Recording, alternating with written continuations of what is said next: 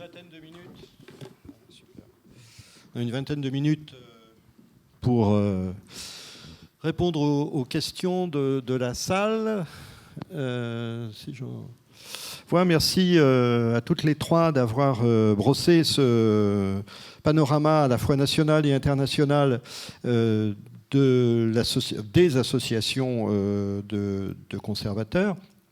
Évidemment, on ne pouvait pas couvrir tout l'énorme domaine historique et historiographique du sujet, d'autant que, comme Astrid vient de le rappeler, les travaux sont assez rares et ils s'inscrivent généralement dans un contexte purement national et rarement international. On aura néanmoins, au cours des jours suivants, si vous regardez les tables rondes, et notamment cet après-midi avec Isabelle Anatole Gabriel ou d'autres intervenants, une ouverture internationale de fait. Alors, est-ce qu'il y a des questions dans la salle ? Et je vais porter le micro. Ah, d'accord, ok, ça marche. Alors, juste pour lancer le débat, on a vu... on est resté dans les... Enfin, on n'est pas resté dans les années 40, mais enfin, on a évoqué quand même la loi de 41, et donc on est quand même dans l'État français à ce moment-là. Et les auteurs comme Jérôme Carcopino ont été les auteurs de lois qui se sont poursuivis pour aller vite. On l'avait montré dans la loi Musée, dans le volume de la documentation française, le poids de la loi de 41. Certains historiens ont évoqué la modernisation du régime de Vichy, c'est-à-dire le fait qu'un certain nombre de modernisation dans un régime, soit en prenant des voies corporatistes, soit autres. Et certains historiens anglophones, disons nord-américains par exemple, ont aussi insisté sur le fait que Vichy, n'ayant aucune espèce de possibilité d'autonomie vis-à-vis de l'occupant, au fond, le secteur culturel était un des rares secteurs où il pouvait faire quelque chose sur le plan symbolique. C'est pour résumer l'affaire. Est-ce que Blandine, vous voulez dire quelques mots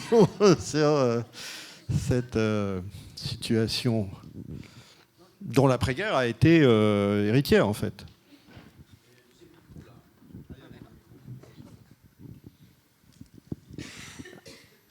Je ne sais pas du tout répondre à cette question. Je peux simplement dire, donc, que comme je l'ai montré, en fait, Hautecoeur reprend une thèse de Vitry, ce qui veut dire que les conservateurs des musées nationaux discutaient depuis très longtemps. Une de leurs grosses préoccupations était le suivi des dépôts de l'État et le suivi des grands musées. Moi, je ne peux pas vraiment répondre. Mais vous avez soulevé quelque chose qui m'a absolument stupéfaite, parce que je n'y ai pas pensé une demi-seconde. Nous ne parlons jamais, nous, de l'Empire français quand on parle de nos musées. Or, vous avez raison, il y a un magnifique musée à Alger. Et alors là, je dois vous avouer que dans la revue, dans ce que j'ai vu, moi, pour les 20 premières années, pas une seule fois n'est abordé ce thème-là. C'est effectivement non seulement franco-français, mais en plus complètement, j'ai envie de dire, centralisé.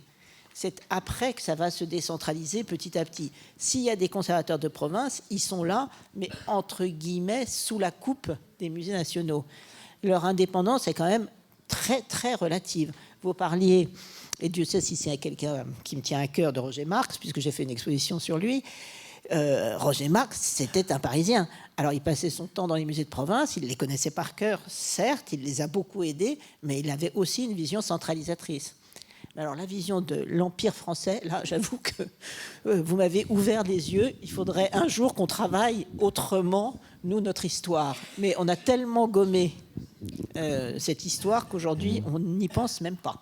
Sur le musée d'Alger, il y a quand même des travaux. Il y a Nabila Odebsir, d'une part, il y a d'autres personnes qui font des thèses. Et en plus, c'est assez paradoxal, parce que le directeur du musée était très actif, très intéressant.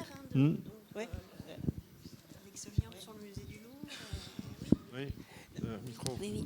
Les musées d'Alger faisaient partie du corpus de l'enquête du rapport La Pause. Hein, et oui, et c'était Jean Aljalbert qui était conservateur. Oui, à l'époque, mais alors effectivement, mais je pensais au conservateur des années 30, Ah oui, 40, qui était un historien de l'art, de la Renaissance au départ, enfin, qui était très, très actif, donc jusqu'à l'indépendance, jusqu'à la guerre d'Algérie et l'indépendance. Donc il y avait une présence de ce musée dans la vie. Ça se voit pas. Ça se voit pas dans les bulletins. Attention, stop. Est-ce que c'est intéressant d'ajouter que bien plus tard, quand les œuvres du musée d'Alger sont conservées au Louvre après les événements, entre guillemets, c'est Georges-Henri Rivière, bien entendu, avec Jean de Maisonseul, qui vont se battre pour que les œuvres reviennent au musée d'Alger et quittent les collections françaises.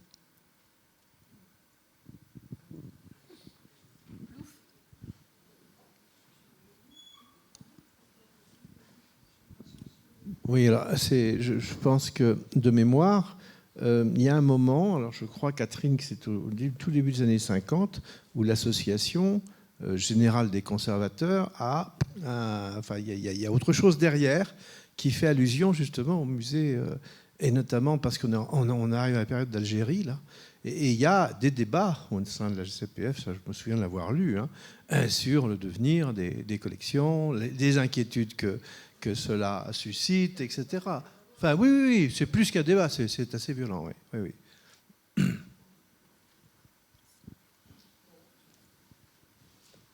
finalement, pardon de terminer comme ça, finalement, la directrice du musée d'Alger, qui sauve les collections un peu plus tard, finira sa carrière en France au Louvre.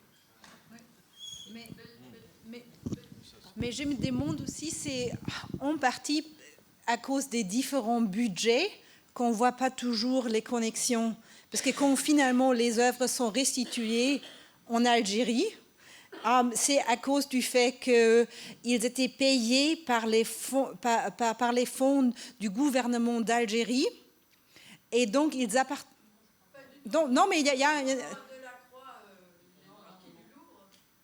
mais les œuvres du musée des Beaux-Arts d'Alger, et où il y avait le débat de les répatrier en Algérie.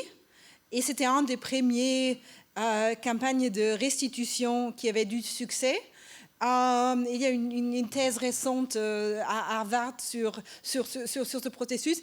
Et l'argument qui a gagné, ce n'était pas d'appartenance nationale, parce que c'était des œuvres françaises en Algérie, mais c'était le fait qu'ils étaient payés par les crédits et en Algérie, et c'était à cause de l'argent qu'ils devaient rester là-bas plutôt que des politiques identitaires. Pas pour le musée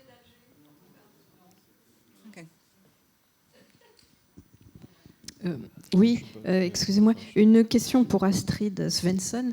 Est-ce que dans le cadre de l'occupation allemande en 14-18 ou aussi bien en 40-45, est-ce qu'il y a eu des liens entre les conservateurs français et les conservateurs allemands et qui a travaillé dessus? Il y a des liens, et je pense aussi que ce n'est pas un accident que l'association allemande est fondée juste à la fin de la Première Guerre mondiale, qu'on sait déjà peut-être clair que l'Allemagne va perdre. Et un thème très important, c'est le sort des œuvres d'art au moment de la paix. Et que les œuvres d'art ne deviennent pas partie des réparations. Donc, il y avait un journal avant de muséologie, Museumskunde, mais cette fondation à la fin de la guerre est aussi liée au contexte au contexte de la Première Guerre mondiale. Et il y a beaucoup de contacts, mais surtout autour du Kunstschutzprogramm de Paul Klemen. Et il y a la thèse de Christina Kott sur préserver l'art de l'ennemi, sur cette histoire transnationale. Et il y a aussi des contacts pendant l'occupation et la Deuxième Guerre mondiale. Et parfois, c'est des contacts qui s'étaient établis avant, mais aussi au moment des spoliations, que par exemple, il y avait un grand besoin pour les restaurateurs. Donc, il y a des restaurateurs qui parfois travaillent ensemble. Il y a des prisonniers de guerre qui sont forcés de travailler avec les Allemands sur la conservation des œuvres d'art. Et après-guerre, il y a en partie une reprise de contacts antérieurs, mais il y a aussi une dénazification assez rapide parce qu'on voulait l'expertise technique pour commencer la restitution. De la Deuxième Guerre, oui. Alors je signale qu'il y a une histoire des musées de Metz qui a été publiée par les musées de Metz qui donne un éclairage un peu particulier puisque c'est un aller-retour en fait, tantôt une gestion française, voilà, bon, tantôt une... Alors il y a François Mérès et puis... oui. Oui, c'est une réaction par rapport justement à la question des musées dans les colonies, puisque j'ai souvenir effectivement d'articles, il me semble, dans Museion qui parlent d'un certain nombre de ces établissements, et je m'interrogeais en me disant, est-ce que finalement, évidemment, l'importance de Museion, la place évidemment, bien sûr, de l'Institut international de coopération intellectuelle et donc de l'Office international des musées à Paris, la qualité de cette revue, qui se présente de manière extrêmement luxueuse, qui avec des volumes importants, est-ce que finalement ça n'a pas été partiellement préjudiciable justement avec le déploiement de l'association en quelque sorte? À noter aussi, et c'est tout de même un des points importants, qu'effectivement, comme Dominique Poulot l'a rappelé, la France va jouer un rôle très très important au niveau de ses conservateurs. J'ai le souvenir d'une délégation d'une vingtaine de personnes, je pense pour la conférence de Madrid, qui viennent de France, qui obtiennent justement la possibilité d'y assister.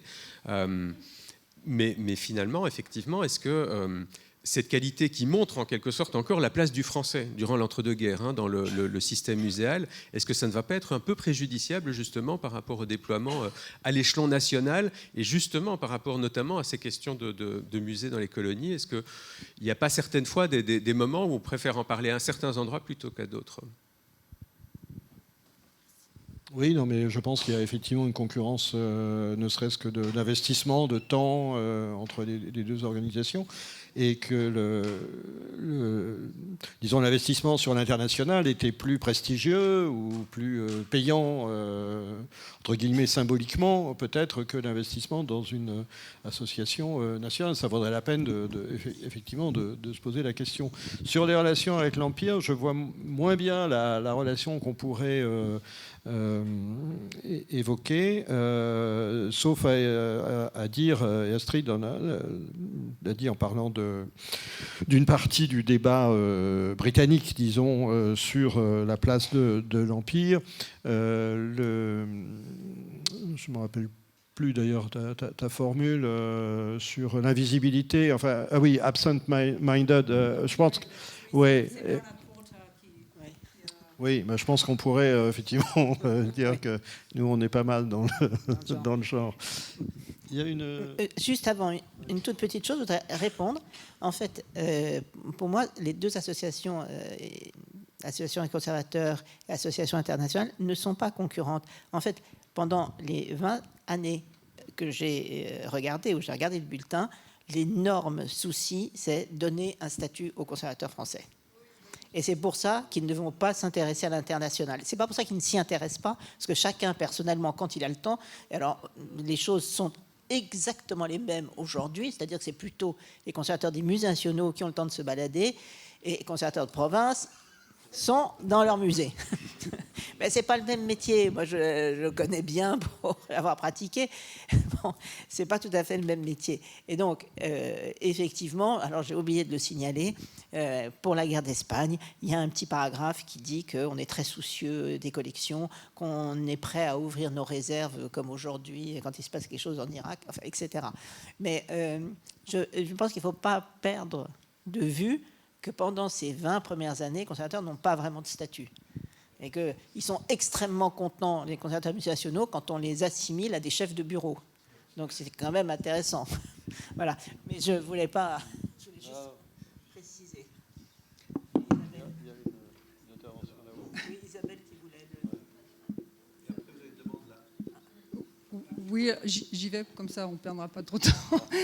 Oui, merci. Juste une remarque, un commentaire général. D'abord, ces 3 conférences et 4 conférences se complétaient magnifiquement et je crois qu'elles ont l'immense mérite de montrer, aussi bien sur le plan national que sur le plan international, que les histoires ne sont jamais linéaires, elles sont faites de seuils et de ruptures.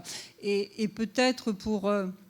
dans cet esprit de seuil, de rupture, d'incohérence, ou d'éventuel retour en arrière. Je crois que c'était un peu l'idée, en tout cas, de fausser que François Mérès soulignait. Je crois qu'il est très important, Astrid, tu l'as montré, de souligner que les formes d'internationalisme entre les 2 guerres sont extrêmement différentes de ce que l'on conçoit de l'internationalisme de l'après-Seconde Guerre mondiale. Et pour résumer en un mot, l'internationalisme de l'entre-deux-guerres est plus proche de ce que Eric Hobsbawm appelait des formes nationales d'internationalisme, c'est-à-dire où les enjeux nationaux sont véritablement investis. Et là, ce qui prend la part sur les grands réseaux, les grands enjeux qui se débattent à l'international, c'est bien évidemment la structuration d'un corps de conservateurs, comme vous l'avez rappelé. Donc voilà, il y a aussi dans la forme propre à l'internationalisme une explication à peut-être des fossés, ou en tout cas des manques de visibilité à l'international. Merci.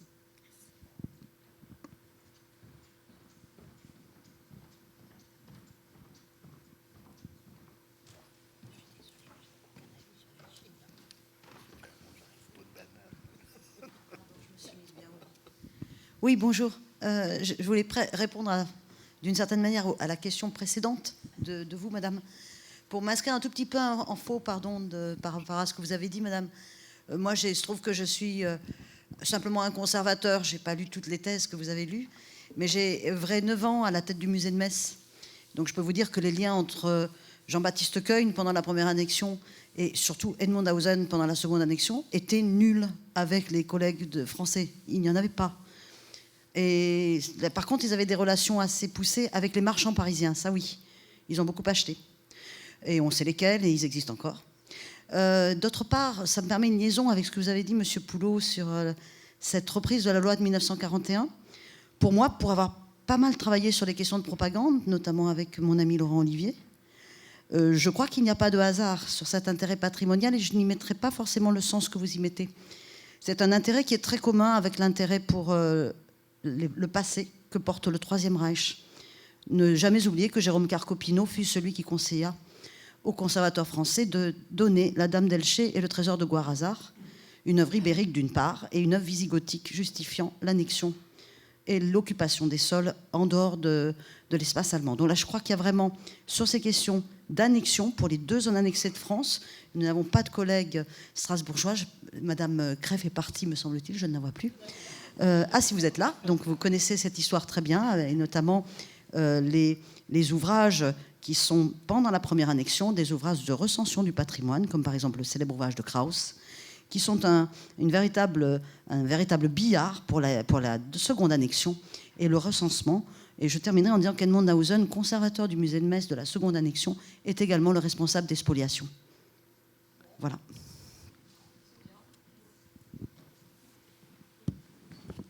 Oui, je ne vois pas très bien. Vous dites que Carcopino était ému par le Troisième Reich ou par l'idéologie du Troisième Reich. Je ne suis pas sûr de ça. Je pense qu'il était plus mu par Vichy, et c'est pas exactement la même chose. Mais bon, on va pas. Bref. Simplement pour rebondir sur ce que vient de dire Isabelle, il y a eu un travail qui a été mené aussi quand même sur Guerre et Paix dans le cadre de la section régionale de la GCCPF en Hauts-de-France, et pour connaître un petit peu la situation des conservateurs français pendant la guerre de 14-18. Et là, effectivement, à Valenciennes, on était très concernés puisque le musée a servi de coffre-fort pour les collections régionales, mais ça a été une relation avec les conservateurs allemands qui côté français était simplement un effacement, en fait, plus qu'une véritable relation. Et donc, sur le site Muse Nord, vous trouverez toujours l'exposition virtuelle sur les musées dans la tourmente, où vous pourrez voir à travers les cas régionaux ce qui s'est concrètement déroulé concernant les collections des musées des Hauts-de-France. C'était quelque part en 19. Et donc l'exposition virtuelle, elle est toujours visible sur le site Muse Nord. Un petit peu de promotion pour les collègues de la région. Merci pour les deux suggestions, mais je pense aussi que vous soulignez qu'il y a des politiques nationales et les contacts entre Allemands, Français, Algériens, Français, Indiens, etc. Mais il y a aussi toujours le cas par cas. Pas seulement de la région, mais aussi des institutions et des relations personnelles qui sont importantes et que parfois on a, dans certaines institutions, dans certains cas de figure, il n'y a pas de relation du tout et il y a des très proches relations dans un autre part. Et je pense que c'est important de se souvenir, même dans les associations nationales, c'est toujours aussi rédigé généralement par un petit groupe de personnes qui ont leur réseau, qui après devient représentatif pour un réseau national. Mais on parle toujours aussi des structures qui sont à la fois représentatives et pas représentatives du cas beaucoup plus large. Merci pour les suggestions. Bien. Il y a une dernière... D'accord. OK.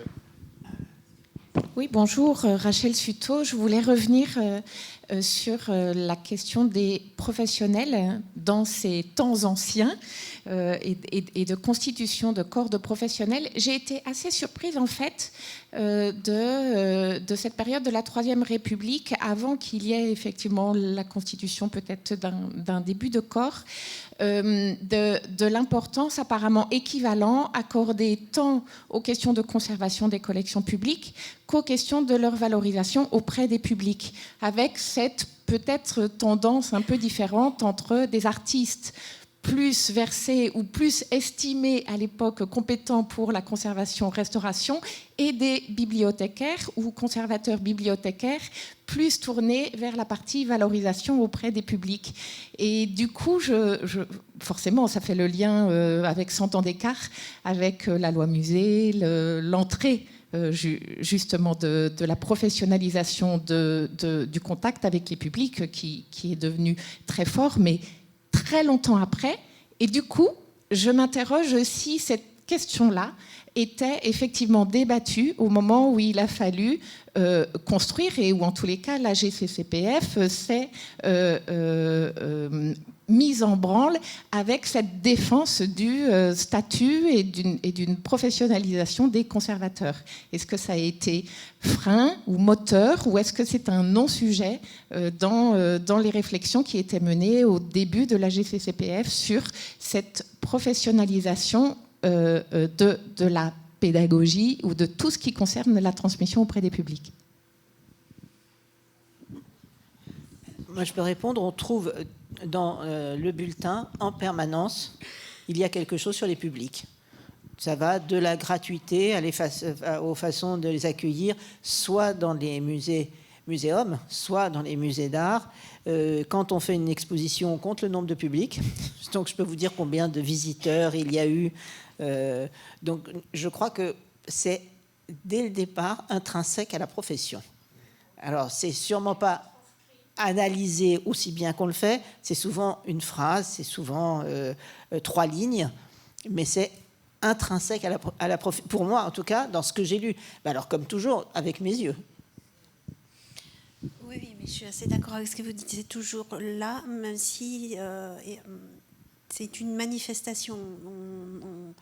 On n'en tire pas forcément du sens, et on ne l'exprime pas de cette manière, mais c'est une préoccupation permanente. La présentation des collections représente une des grandes parties des articles, la majeure partie des articles du bulletin, et ce qui sous-tend cette présentation, c'est une présentation allégée, aérée, didactique.